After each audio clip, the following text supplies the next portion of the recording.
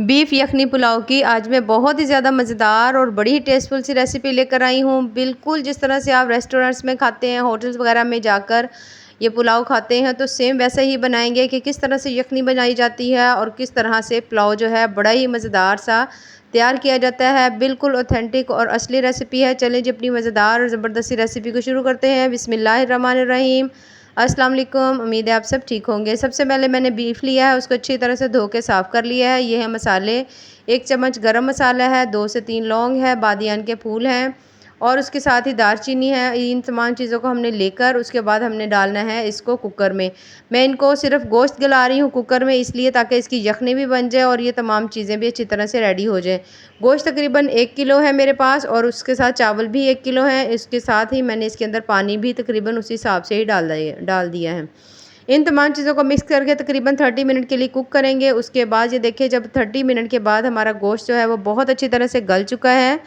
ये देखिए इस तरह से। अब हमने पानी जो है सेपरेट कर लेना है, गोश्त हमने सेपरेट कर लेना है। चावलों को हमने साफ़ करके अब अच्छी तरह से इसको भिगो कर रख लेना है ताकि अच्छी तरह से ये सही हो जाए।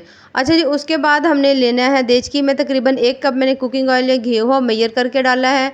उसे डालने के बाद अब हमने जैसे ही इसका कलर, प्याज का कलर लाइट ब्राउन होगा, हमने इसके अंदर ये जो हमने इसकी बोटियाँ रखी हुई थी इसकी बीफ की अलग करके, वो हमने इसके अंदर डाल देनी है।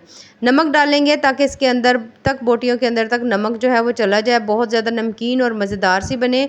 उसके साथ ही हमने इसके अंदर डाल देने हैं थोड़े बहुत स्पाइसेस में। मिर्च हम बिल्कुल नहीं डालेंगे क्योंकि ये मैंने काली मिर्च डाली है, क्योंकि हम लोग ये बीफ यखनी पुलाव जो है काली मिर्च का बना रहे हैं, ना कि लाल मिर्च इसमें डालेंगे। इन तमाम चीज़ों को डालकर अब हमने अच्छी तरह से इसको मिक्स करना है, बहुत ही अच्छी तरह से। ये जो हमारी बीफ की बोटियाँ हैं, इनके साथ मसाला भी बहुत अच्छी तरह से लग गया है और बहुत अच्छी तरह इसमें नमक भी चला गया है, तो ये बहुत ज़्यादा टेस्टी और बिल्कुल ही नमकीन गोश्त की तरह बन चुकी हैं।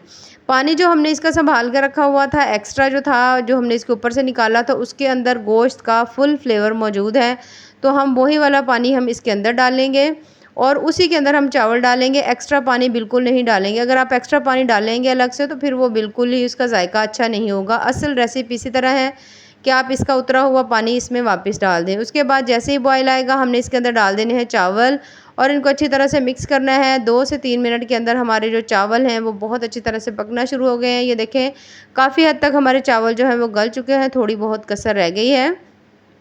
बहुत ज़्यादा टेस्टी और बड़ी ही डिफरेंट सी और बड़ी ही आसान सी रेसिपी है। ये देखें माशाल्लाह से कितने ही ज़बरदस्त से हमारे चावल हैं वो रेडी हुए हैं और बहुत ज़्यादा इजी हो। और इन चावलों में बीफ का फुल फ्लेवर है क्योंकि हमने इसके अंदर यखनी डाली थी जो इसकी गोश्त की बनी हुई थी। अगर आप पानी सुखा लेते हैं और वैसे बनाते हैं तो इसका बिल्कुल भी कोई टेस्ट नहीं होगा। ये देखें माशाल्लाह से कितनी ही ज़बरदस्त सी हमारी जो है चावल जो हैं वो तैयार हो चुके हैं। बहुत ज़्यादा मज़े की और बहुत ज़्यादा टेस्टी रेसिपी है।